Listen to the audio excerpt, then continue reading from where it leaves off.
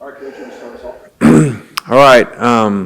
Good start to the week with the walkthrough of in preparation. This is next game on the schedule that presents a lot of preparation problems. They do a great job schematically, extremely well coached defense, and they're as talented as anybody. They got elite talent on both sides of the ball, and you look at how they played at times of the year. This is the same team 2 weeks ago that's ahead of Georgia in the fourth quarter. The same team that, really outplays Texas and beats Texas earlier in the year. So, you guys have heard me probably refer to, I think there's a blackout game every year that everybody has on, especially one side of the ball. And so I think last week's game, the Kentucky's an outlier for them. The Kentucky quarterback was on fire and made about every play, and so we got to be ready to play against a team that's really dangerous. Lane, after getting Austin in there in the second half, finally getting them kind of long-term reps, just moving forward with each game now is kind of an important game. How do you feel about that room with both guys maybe getting put in big spots? Yeah, I feel great about our quarterback room. I love our whole system of what we do with them, and actually, somebody said this morning, if you think about since the helmet player-to-coach communication has come around, I think that our quarterbacks have thrown for more than anyone else in the country, more yards than anybody else, and that's obviously three really good quarterbacks, Jackson last year and these two, and they're just they prepare really well. I think that Charlie does a great job, and Joe Judge and Fisher Ray with them, and so it's just a really, really good system, and they get along really well. And again, I said it last week, I think we have two better quarterbacks than most people's first, and so that's an awesome situation to be in, and just really pleased.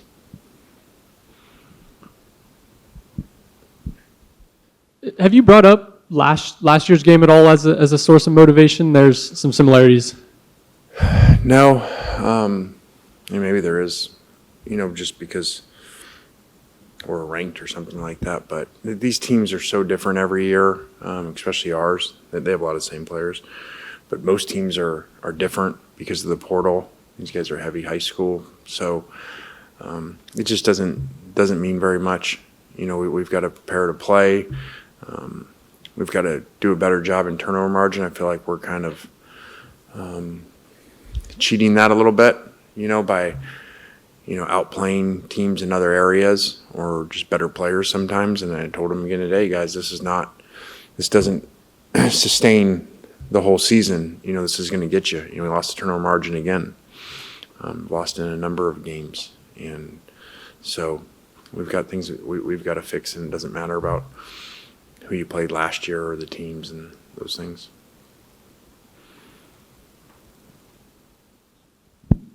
Another thing I'm curious about is what are the aspects that make up a good job for a college head coach? What's the top of your priority list? I wasn't ready for that one. I think that's evolved and changed, and there's different things in it. I've said to you guys a couple years ago, I think, and this was before Cap, but I said, I think that it's going to move to, people used to say, okay, when people wanted to hire you or something and interview and what questions do you have, what are your concerns? Okay, people used to say, facilities, how many practice fields, those things. And I said, I don't think, I think that's changed, it's going to change, and it's going to be how much NIL do you have, when it was all collective, how is your collective, how's it run, how much do you have? Because that's before this, that was the salary cap, meaning that's how much money you're going to have. And some people sometimes think, well, okay, that's not a big deal, but just look at professional sports when it's not the same, like baseball and the payrolls, and over time, who wins and who doesn't win. And somebody may have outlier years once in a while, but and so now that's a little equaled out, but there's still, how much are you giving to Rev, to your football program, and then how much do you have collective wise, I think is a big question. But, people will talk about it's narrowed, like I heard Coach Saban say, and some stuff has narrowed, and as I've referred to, because you can't stockpile, at those, whatever blue bloods you want to call it or refer to it. But there's still things there that you're still going to struggle to beat those guys because kids are still recruited and they see size of stadiums and tradition and Heisman's and national championships and then your location, to talent. So I think all those are in there, but it's slid a little time over,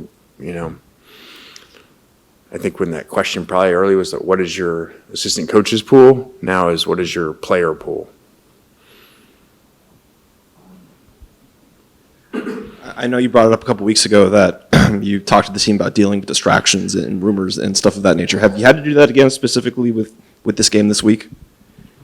I mean, I haven't even talked about it to them, and I haven't had one of them. And I think I'm pretty close to the players where they walk by or they say something, like if it was on their mind, they'd make a joke or something.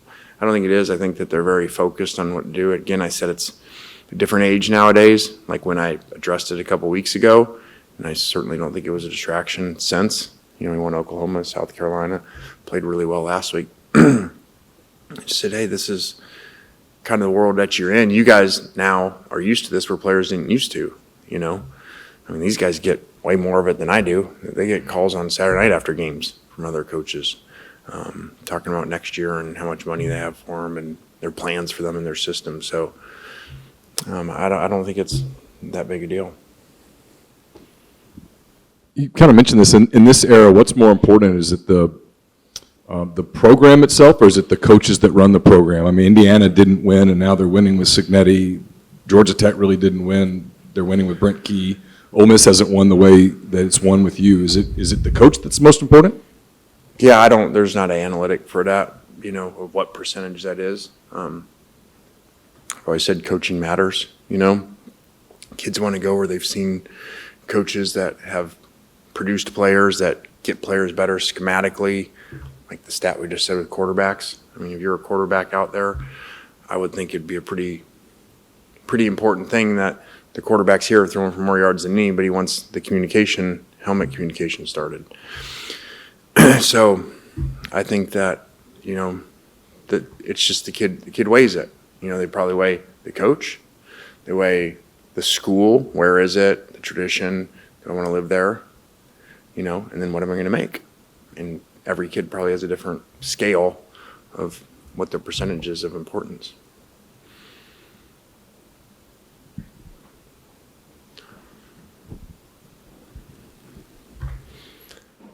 I know you're not focused on it all, like you said a couple weeks ago, but just, if Florida wants you and if Ole Miss wants you, it'll necessitate you making a decision. I was just curious, like with the portal opening on January 2nd, do you even have time to think about that, or how important is it to come to whatever decision before the portal opens?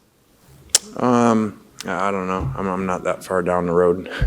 I said it last week, and you guys think I was joking, or the South Carolina, like everybody wants to talk about other jobs and everything, and I think you're 2-3 weeks away from coaching for your own job, so you better make sure you're doing really well where you are, because as we've seen out there, I've said one win put you out of the top 10, now 2 wins might put you out of the top 25, and 3 might get you fired. So I ain't figured all that out. I'm trying to keep our winning streak, get to 8-0 at home, and like I said, I think last week, talking to Landry is really cool that I forgot the stat now, if you're a junior here, and you've gone to all the home games, you've seen 1 loss. If you're a 5th-year senior, you've seen 3 losses, I think, in 5 years. So that's a pretty cool thing. So it'd be awesome to finish this home run for the season with our last home game here. And I think Lagway, just on this next game, I think Lagway is supposed to play. Just what are the challenges, even on a team that's having a rough year, like what are the challenges of going against a guy like DJ who can light it up any given week? Yeah, I think DJ's really what the whole team is, when I say the concerns. Extremely talented at times plays at an elite level, and it is a problem. Like they're basically most of their position groups. Extremely talented. At times you watch film and say, man, these guys are as good as anybody in the country. And DJ's like that. So, he played great against us 1 year ago. And anytime you got somebody that's got an elite arm and really hard to tackle like him, and can run over you, that's an issue.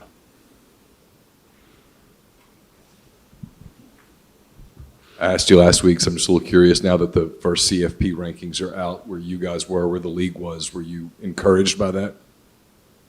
I think in some ways a little bit, but I think that some other people have pointed out, in other ways, no. Like,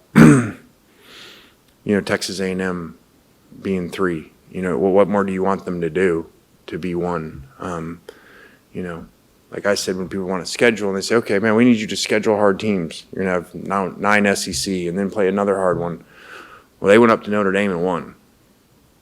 So those people that say, man, those schedules are worth it to play that. What if they didn't play Notre Dame? If they just played whoever and just had an easy win, they'd be ranked in the same spot. So what good did that do if that's not rewarded? So they got the highest metrics of everybody and they're not number 1. So I don't know. Again, you talk about those 2 teams right there, put them on a neutral site, ask Vegas who would win, what's the spread. And that, to me, shows more than people sitting around a room just guessing. Any questions for Coach?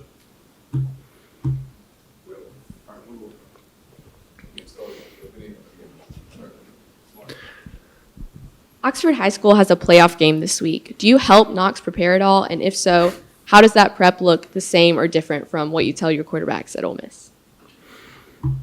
That's a better question than yours.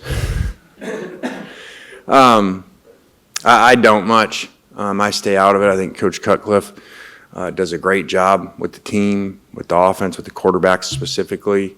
And I just was never going to be that parent because I've dealt with a lot of parents like that, especially that position. So I try to be the refreshing quarterback parent.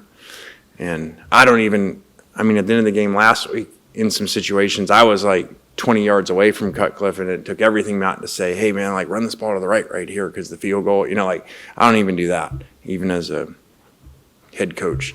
So I'm just excited that he gets the opportunity to play. They got such a cool team, and they have all these comebacks, and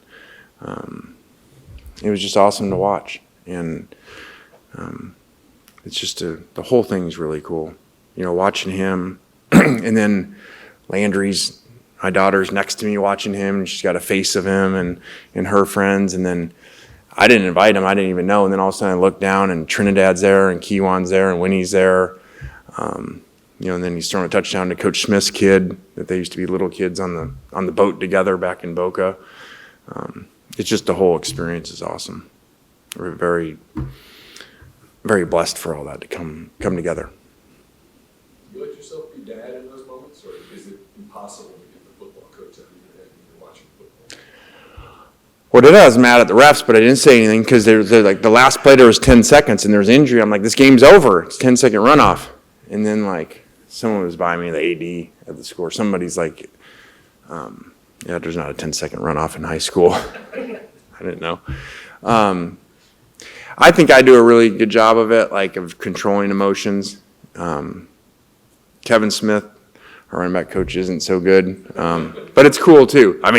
One time he was celebrating with them in the end zone when they scored. Ran there, and I don't even like high five them as they come off or anything. I try to make sure that I don't overstep my boundaries or disturb Knox. Let him play. Let him have his time. I don't want to like overshadow anything, unless there's wedding proposals, engagements. Then I do. All right, thanks. Thanks, guys.